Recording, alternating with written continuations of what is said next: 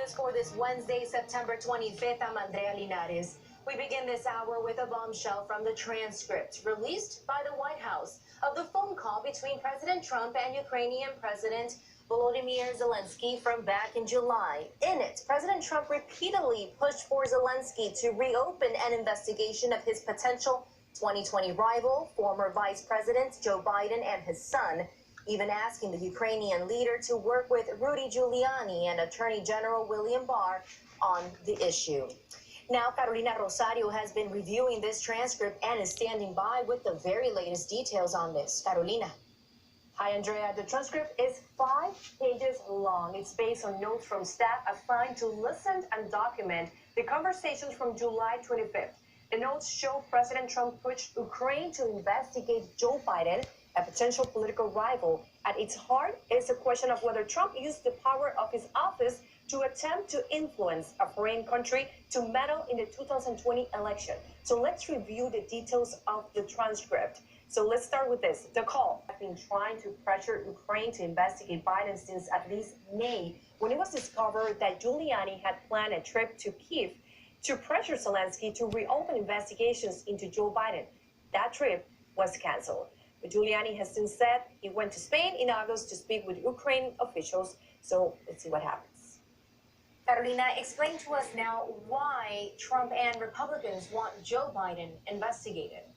Well, Andrea, when Obama was president, he appointed then Vice President Biden to be a point man to help end some corruption issues in Ukraine. But in 2014, Joe Biden's son, Hunter, was on the board of directors of Ukraine's largest private gas company. So the question here is, was there a conflict of interest? Did Hunter Biden profit in a country when his dad was working with the government? So far, there has been no sign of wrongdoing, and Trump, Giuliani, neither any of the Republicans have provided zero evidence of illegal action. So we see what the investigation is gonna end.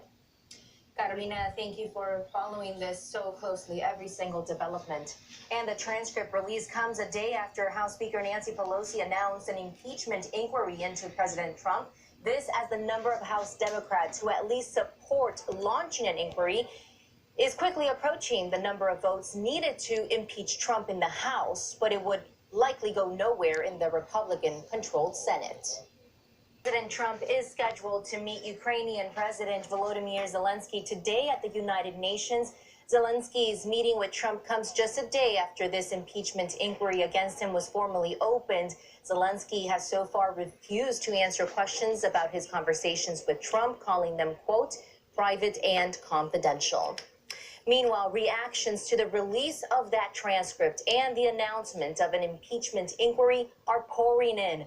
Among them, the president himself. Meanwhile, his lawyer, Rudy Giuliani, is defending the president's actions. And top Republicans are saying Democrats have tried to impeach the president since before he took office. Lorraine Cáceres has more from Washington. Lorraine. That's right, Andrea. First, let's tackle the reactions to this transcript that has been released, which I have to say is really a memo, not a transcript which suggests it's a verbatim document. The team from the White House put together what was said in this conversation, so it's important that we make that distinction. The president was the first one to react, saying that Dems should apologize because in the document they're going to see that it was a perfect call, and he never pressured the president of Ukraine. But of course, Nancy Pelosi reacting totally opposite, saying that that memo is in fact further proof that the president did pressure the president from Ukraine. Adam Schiff, the chairman of the House Intelligence Committee, says that it was mocking the memo, saying that it's like a mob shakedown, obviously mocking the situation, while Jerry Nadler, the chairman of the House Judiciary Committee, is asking William Barr to recuse himself because now the president, in that memo, has brought him into this whole mess. This memo/transcript has been released to the public. The next step is to get our eyes on that whistleblower complaints, which we're expecting to see at some point today, as early as today, given that tomorrow Joseph Maguire, the Director of National Intelligence, is supposed to appear before Congress on an open hearing. That's all the information we have from Washington. I'll toss it back to you. We'll be following this story very closely. Thanks so much, Lorraine, for that from Washington, D.C. So we know that the wheels are in motion. On Tuesday, as we said, House Speaker Nancy Pelosi announced that A formal impeachment inquiry will begin in the House to look into President Trump's alleged efforts to pressure Ukraine to investigate former Vice President Joe Biden, one of his potential challengers in the 2020 race for president. But you may be wondering, how exactly does the impeachment process work? Mariti Marungi explains.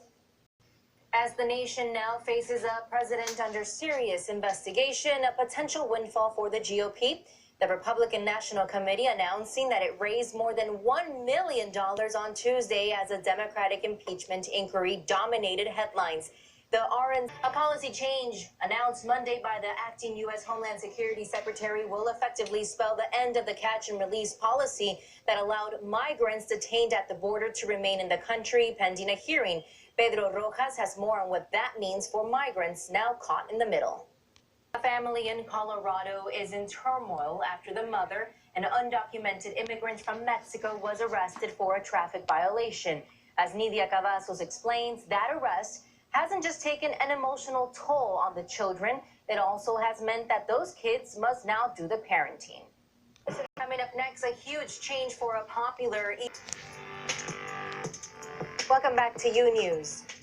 Today, new developments in the vaping crisis. The governor of Massachusetts announcing a temporary ban on the sale of all vaping products. This, as we see the hidden devices some teens are using to vape illicitly. Carolina Sarasa has much more. Meanwhile, U.S. tobacco giants Philip Morris and Altria are calling off merger talks, and Juul CEO Kevin Burns is Tank star Kevin O'Leary, his wife, now charged in a deadly boating accident. Maite Inderiano has the story. Out to Dallas, Texas, where there are new developments in a dramatic murder trial underway there. We're now seeing police body camera video from the night a former police officer killed her neighbor, claiming she mistook his apartment for her own. Paola Byron has the latest. Disturbing news out of the Pentagon. 3 Navy crew members on board the aircraft carrier USS George H.W. Bush committed suicide last week. The deaths found that in the last decade, the number of children living in poverty has increased in 10 states and Puerto Rico, despite the nation's long period of economic growth. The report by the Annie E. Casey Foundation found that growing up in a community of concentrated poverty, in other words, a neighborhood where 30% of the population is living in poverty, is one of the greatest risks for child development. And Latino children are nearly 5 times more likely to live in poor neighborhoods than white children. Now with us to discuss this report is Scott Spencer. He's with the Casey. Next, the latest on the former Americans live near coyotes without ever seeing one. But one Illinois family's security camera caught a scary encounter their young daughter had with a very bold one. Grecia Lastra has this incredible video. Movie scene.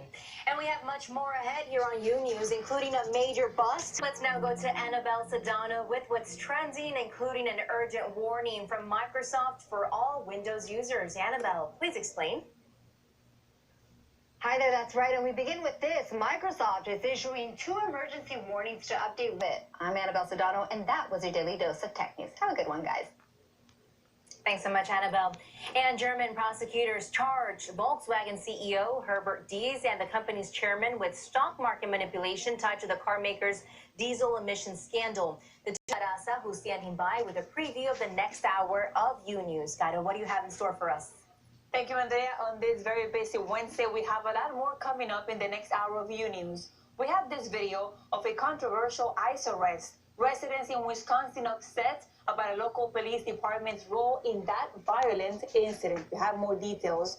And moments of panic for one family in South Carolina after the teenage son, only 11 years old, took his brother's car and drove 200 miles to meet someone he met online. And a major new recall for heartburn medication. The details and more coming up in minutes. Andrea, now back to you. Caro, thanks so much. We'll be waiting for you. But first, right here on Unews, and welcome back to Unews. After the Latin Grammy nominations were announced on Tuesday, a controversial dispute started on social media where various artists complained about the few nominations given to reggaeton artists. And Jessica Rodriguez is here to fill us in on what exactly is going on. That's right. Yes, Andrea. So basically, if you looked on to social media yesterday, you saw that many artists posted this picture that reads, "Without reggaeton, there is no Latin Grammys." It has been reposted. Artists that also protested with that same image. So far, have we heard anything from the Academy? Have they released a statement in regards to this little scandal going on? Yeah, the Academy has actually said the following: "We respect and admire all the fight against it.